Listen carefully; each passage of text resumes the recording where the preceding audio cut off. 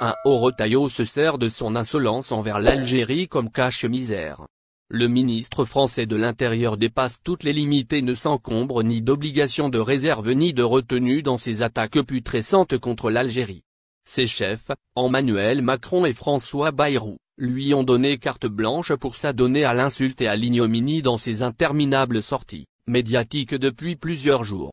Avec le fumeux l'Algérie cherche à nous humilier. Bruno Retailleau se sert, en réalité, de ces déclarations corrosives comme cache-misère.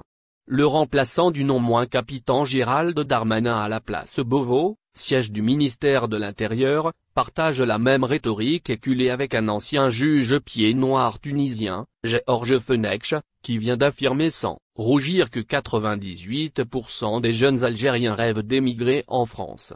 Cet habitué de CNews se transformant ainsi, à lui seul, en un institut de sondage, alors qu'Algérie patriotique relevait, en s'appuyant sur les chiffres fournis par l'ambassade de France, que seuls 300 000 Algériens, soit 0% quelques poussières, se rendent en France de façon légale. Les deux hommes occultent une réalité qui fragilise leur argumentation fantaisiste, à savoir qu'un infime nombre d'Algériens traversent la Méditerranée clandestinement, et dont le nombre est de très loin inférieur à celui des Marocains, des Africains et d'autres réfugiés fuyant le Proche-Orient et l'Asie centrale. Le nombre de candidats algériens à l'émigration clandestine est en constante diminution, contrairement à ce qu'essayent de faire croire certains médias, les moucherons électroniques marocains qui infestent les réseaux sociaux et la poignée de mercenaires algériens à la solde de la JED et de la DGSE. Autre effronterie de l'ancien juge, acolyte de Bruno Retailleau dans sa campagne contre notre pays, ce message codé menaçant: n'oubliez pas que la France est la 6e puissance militaire mondiale. Waouh, ce ministre agité et fiévreux doit certainement entendre le claquement de dents en Algérie où les Algériens tremblent de peur, jusqu'à faire pipi dans leurs culottes. Cet apôtre du verbiage anti-algérien semble ne pas avoir écouté les généraux et les amiraux français les vrais, pas les hableurs des plateaux télé parler de l'armée algérienne et de sa redoutable force matérielle et humaine. Il semble ne pas avoir, non plus, regardé l'excellent spectacle de Jérémy Ferret, Vent de pièces à Beyrouth, où il aborde le sujet qui fâche du piteux état de l'armée française. L'humoriste engagé a bien expliqué que les informations contenues dans son sketch sont tout ce qu'il y a de plus vrai et qu'il les tient de sources militaires françaises on ne peut plus sérieuses. La vérité est que Bruno Retailleau essuie des critiques acerbes depuis qu'il a été désigné ministre de l'Intérieur, vu son incapacité à endiguer la violence et à récupérer les territoires perdus de la République, pendant qu'il pérore du matin au soir sur l'Algérie. À Marseille, les narcotrafiquants ont étendu leur terrain d'action et élargi leur activité, passant depuis peu à l'extorsion de fonds. Dans la petite commune, jusque-là tranquille de Mâcon, des jeunes ont incendié des voitures et des locaux pour marquer leur territoire et y installer le trafic de drogue qui n'épargne aucune région de France. Dans un autre village paisible, le même Bruno Retailleau a décidé de placer une centaine de jeunes mineurs isolés des Marocains pour la plupart dans un enclos à chevaux. Joli bilan. Et ce n'est que le début.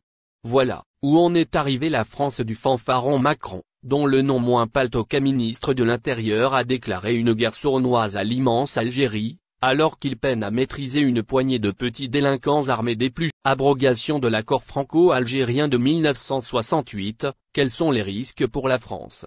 Signé dans un climat encore marqué par les séquelles de la guerre d'Algérie, l'accord franco-algérien de 1968 représente un compromis fondamental entre les deux nations. Cet accord historique régit la circulation, le séjour et l'emploi des ressortissants algériens en France, tout en tenant compte des relations particulières nouées au fil des décennies entre les deux pays. Pourtant, cet accord est aujourd'hui sous le feu des critiques, certains réclamant son abrogation en le qualifiant de désuet. Mais au-delà des discours simplistes, quelles seraient les véritables conséquences de l'abrogation de l'accord franco-algérien? L'abrogation de l'accord franco-algérien de 1968 ne serait pas sans conséquences, d'après de très nombreux spécialistes en droit. Ce texte, bien qu'ancien, constitue un pilier essentiel des relations bilatérales.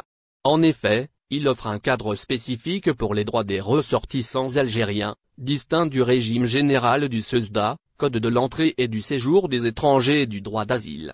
Sans cet accord, les Algériens en France se retrouveraient soumis aux mêmes règles que les autres ressortissants étrangers, une situation qui, paradoxalement, pourrait faciliter leur régularisation sous certains régimes, comme le passeport talent ou la carte de séjour pluriannuelle. Sur le plan migratoire, l'abrogation de l'accord franco-algérien de 1968 pourrait entraîner un afflux migratoire accru. En supprimant les restrictions spécifiques, les ressortissants algériens pourraient recourir à des dispositifs généraux, augmentant ainsi les demandes d'admission exceptionnelle au séjour. Cette situation irait à l'encontre des objectifs de contrôle migratoire poursuivis par la France, déjà confrontée à une pression migratoire intense. En conséquence, les flux clandestins, encouragés par un affaiblissement des mécanismes de régulation, risqueraient de croître. D'un point de vue diplomatique, les implications seraient également considérables. Dénoncer l'accord franco-algérien de 1968 reviendrait apporter un coup aux relations entre Paris et Alger, déjà mises à mal par des tensions récentes. L'Algérie, partenaire clé dans la gestion des flux migratoires et la lutte contre le terrorisme en Afrique du Nord, pourrait voir cette décision comme une provocation.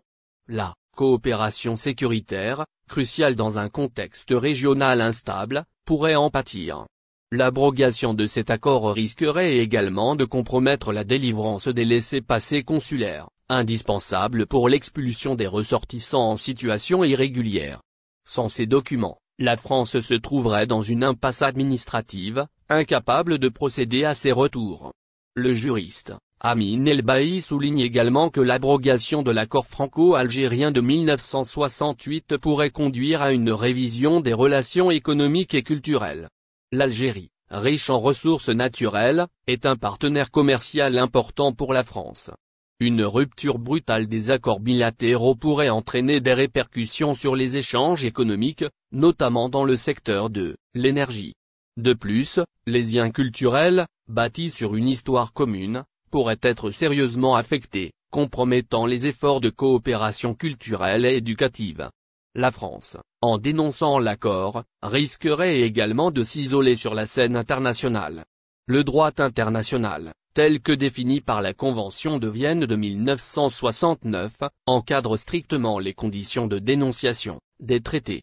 Une abrogation unilatérale de l'accord de 1968 pourrait être perçue comme une violation de ces règles, entraînant des conséquences juridiques et diplomatiques. Selon Hossein Zegbib, maître de conférences en droit public, une telle dénonciation pourrait être considérée comme illégale, forçant un retour aux accords d'Évian. Dans ce contexte, il apparaît clairement